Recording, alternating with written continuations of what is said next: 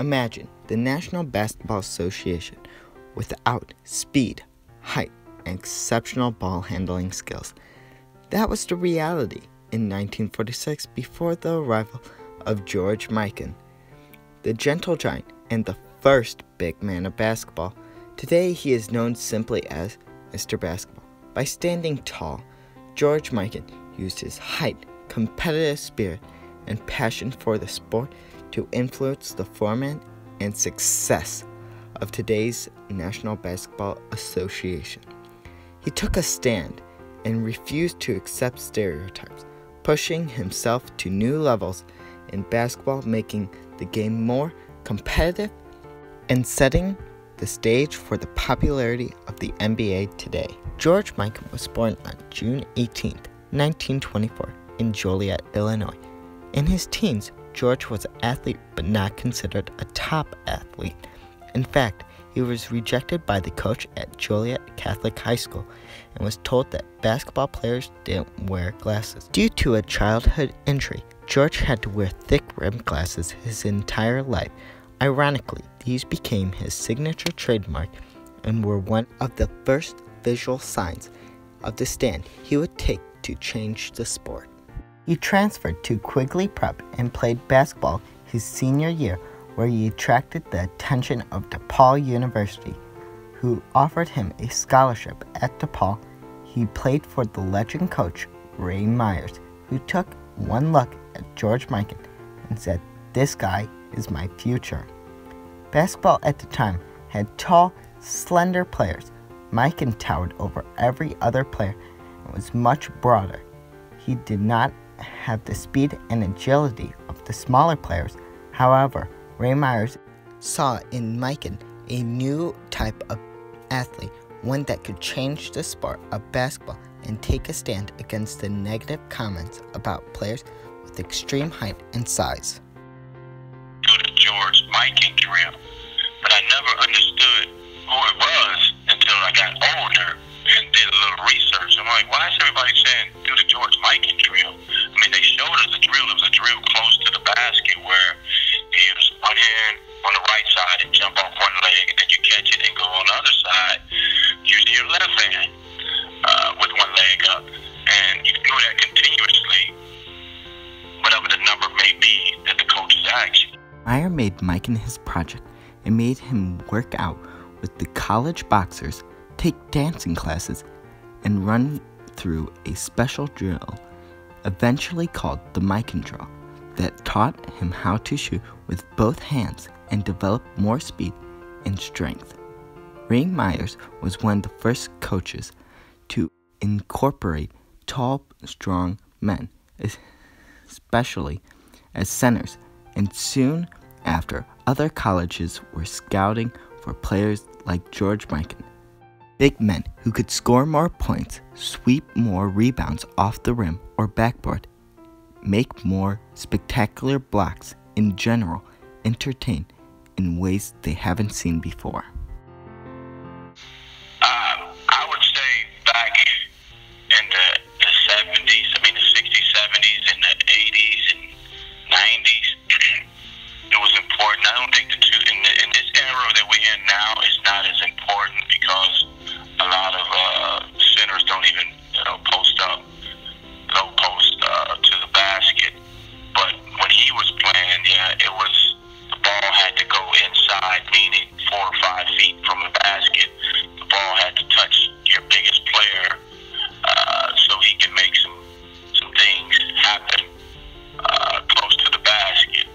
I'd rather take a 4-foot shot than a 20-foot shot, but you don't see that in today's game. DePaul's team was built around Mikan's force on goaltending. Goaltending occurred when the player hits the ball on its upward or downwards flight.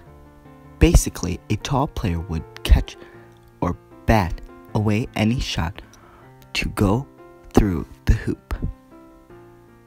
We would set up a zone defense that had 4 men around the key, and I would guard the basket. Mikan recalled, when the other team took a shot, I'd just go up and tap it out. Officials were wondering what the long-term effect of these players were to be on the game. In 1943 through 1944, there was a trial ban of goaltending, which was entirely made into a permanent rule.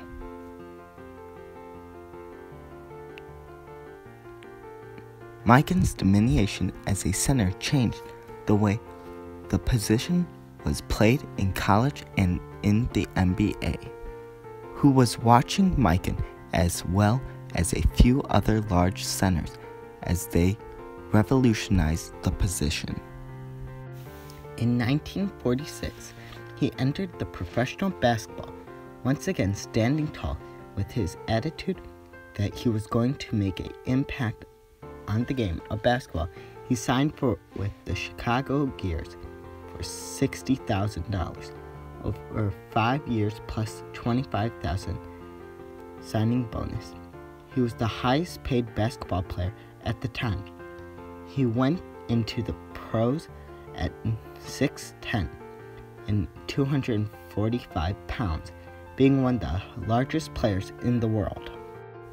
In 1948, he went to the Minnesota Lakers. His career exploded and he became a legend, changing the game of basketball in the NBA.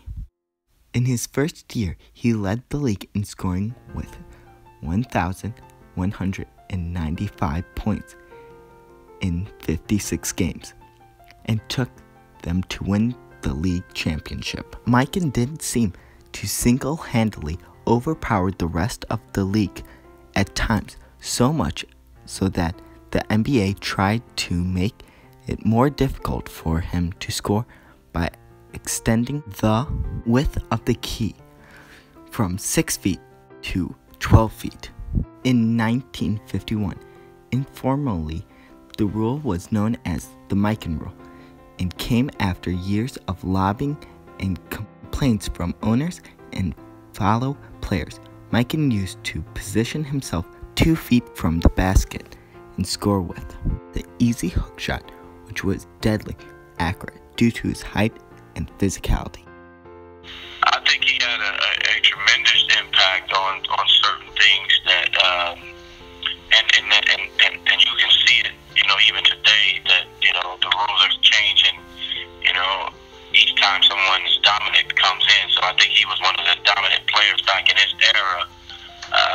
So the rules and things were, trying to change and to help other teams be better because he was so dominant on the defensive end and on offensive end by him being so close and tall to the basket, it was easy for him to score. So they wanted to expand the free throw line, extended. They wanted to widen the lane so he wouldn't be as close to the basket.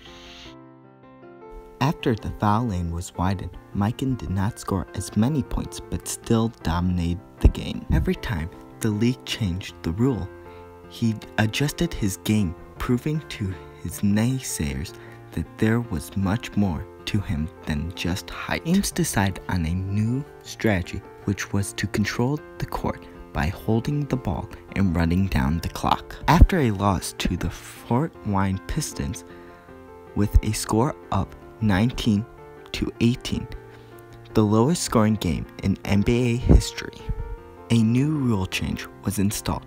In the 1954 through 1955 season, the 24-second shot clock is introduced. When he retired after 9 professional seasons, he had 7 championships, led the league in scoring 3 times, rebounding twice, and playing in the first 4 All-Star games. He was named the MVP in 1953. He is also in the NBA record books for retiring with the most seasons in which he led league in fouls.